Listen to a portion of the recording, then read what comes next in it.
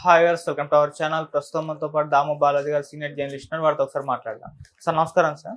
నమస్తే. సార్ పుష్ప 2 కలెక్షన్ల ప్రభంజనం క్రియేట్ చేయడం మనం చూస్తూ ఉన్నాం సార్. అటు సుకుమార్ గారు పుష్ప 2 సినిమాతోటి రాజమౌళి గారు బాహుబలిని కూడా బ్రేక్ చేశారని చెప్పేసి కూడా వార్తలు వినిపిస్తున్నాయి.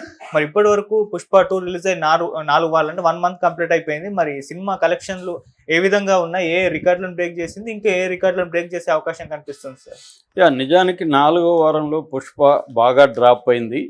నిన్నటికైతే 62% దాదాపు 61.5%. సో రఫ్గా 62% డ్రాప్ అయిపోయినాయి కలెక్షన్లు. మొన్నటికేమో 13,20,00,000 మొన్న కలెక్ట్ చేస్తే నిన్న అది 5 కోట్లకి డ్రాప్ అయిపోయింది. ఈరోజు రేపు ఎల్లుండి అంటే వీకెండ్కి ఏమన్నా పికప్ అవుతుందేమో చూడాలి. ఏదేమైనా డ్రాప్ అయితే అయింది. అయితే 4 వారాలు అయినాక డ్రాప్ అవ్వడం అనేది వెరీ కామన్ థింగ్. ఇప్పటికి కూడా కలెక్షన్లు అయితే గట్టిగానే ఉన్నాయి. ఇప్పుడు మనం 4 వారాలు చూస్తే ఫస్ట్ వీక్ ఇండియన్ దీంట్లో 725,80,00,000 కలెక్ట్ చేసింది. సెకండ్ వీక్ 264,80,00,000 కలెక్ట్ చేసింది. థర్డ్ వీక్ 129,50,00,000 కలెక్ట్ చేసింది. ఫోర్త్ వీక్ 69,75,00,000 కలెక్ట్ చేసింది. ఓవరాల్గా ఇప్పటి వరకు నిన్న మేకర్స్ రిలీజ్ చేసిన దాని ప్రకారం 1,799 కోట్లు కలెక్ట్ చేసింది. అంటే రఫ్గా మనం 1,800 కోట్లు వేసుకోవచ్చు. 1,800 crores ఇప్పటి వరకు కలెక్ట్ చేసింది. ఈ 1,800 crores కలెక్ట్ దీనికంటే ఎక్కువ కలెక్ట్ చేసిన సినిమాలు ఇప్పటి వరకు ఒకటే ఉన్నాయి. బాహుబలిని దాటేసింది. బాహుబలి 2 ఎంత చేసింది? 1,788 కోట్లు బాహుబలి. అది కూడా ఫైనల్ రన్కి, 4 వారాల కలెక్షన్ కాదు అది. ఫైనల్ రన్ బాహుబలి 2 ఎంత అంటే 1,788 కోట్లు. ఇది 1,800 కోట్లు. సో బాహుబలి 2ని క్రాస్ చేసేసింది. ఇప్పటివరకు బాహుబలి 2ని తెలుగు సినిమాలు కానీ సౌత్ ఇండియన్ సినిమాలు కానీ ఏవి క్రాస్ చేయలేవు. ఒకే ఒక దంగల్ మాత్రమే క్రాస్ చేసింది. సెకండ్ హైయెస్ట్ ప్లేస్లో బాహుబలి ఉంది. దంగల్ ఫస్ట్ ప్లేస్లో ఉంటే సెకండ్ ప్లేస్లో బాహుబలి 2 ఉంది. ఇప్పటి వరకు మనకి దంగల్ వచ్చి 2,000 కోట్లు కలెక్ట్ చేసింది ఫైనల్ రన్లో.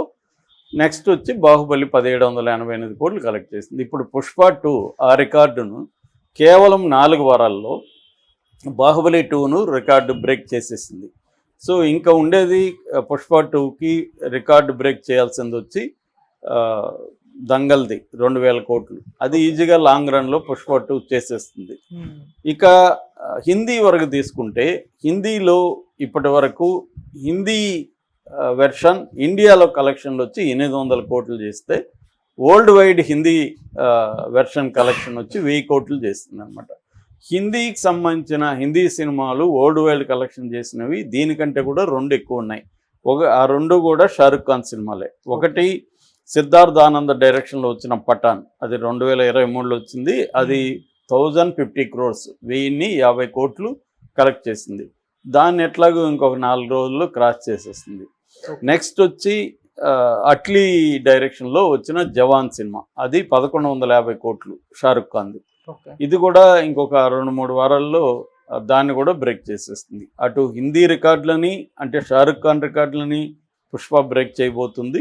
అయితే ఇంకా చేయాల్సింది ఆ రెండింటిని చేయాలన్నమాట.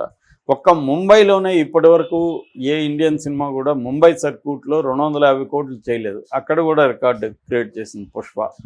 ఇక నేపాల్లో అయితే ఆల్ టైమ్ ఫారిన్ ఫిల్మ్ కేటగిరీలో ఇది నెంబర్ 1 పొజిషన్కి వెళ్ళిపోయింది. 25,60,00,000 నిన్నటికి కలెక్షన్ అనమాట నేపాల్లో.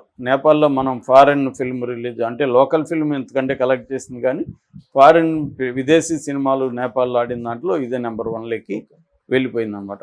సో ఇలాగా ఓవరాల్ ఇండియా వైజ్ ఏమో ఇప్పటికి కూడా దీని కలెక్షన్లు 1,189 ఉంది. వరల్డ్ వైడ్ నేను చెప్పింది 1,800 అనమాట.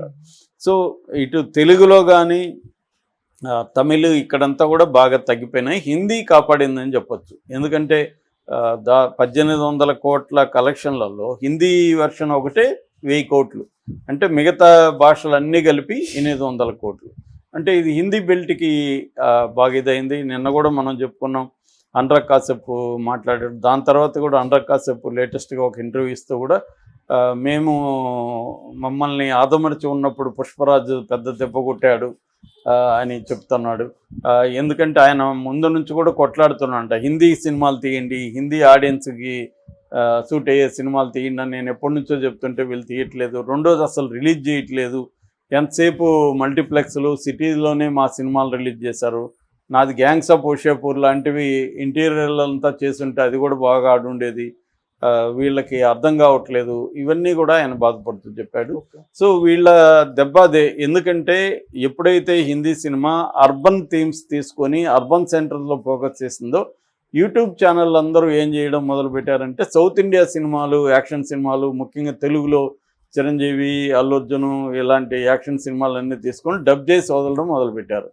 డబ్ చేయడం, అక్కడ లోకల్ చిన్న చిన్న థియేటర్లలో అదే ప్రింట్, క్వాలిటీ లేకపోయినా అదే ప్రింట్తో రిలీజ్ చేసేయడం, ఇవి చేయడం మొదలుపెట్టారు. దాంతో ఆడియన్స్కి, మాస్కి, హిందీ సినిమాలో మాస్ సినిమాలు లేవు కాబట్టి వాళ్ళకి ఆ కల్చర్ అదంతా ఎక్కదు.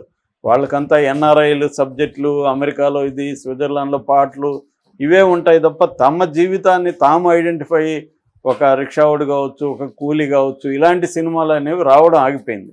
దాంతో వాళ్ళు ఐడెంటిఫై చేసుకోవడం అని సినిమాల్లో పుష్ప అదే. పుష్ప ఏంటి, ఒక మామూలు ఈ ఎర్రచందనం కూలీ ఎట్లా బిగ్ స్థాయికి ఎదిగాడనే కదా.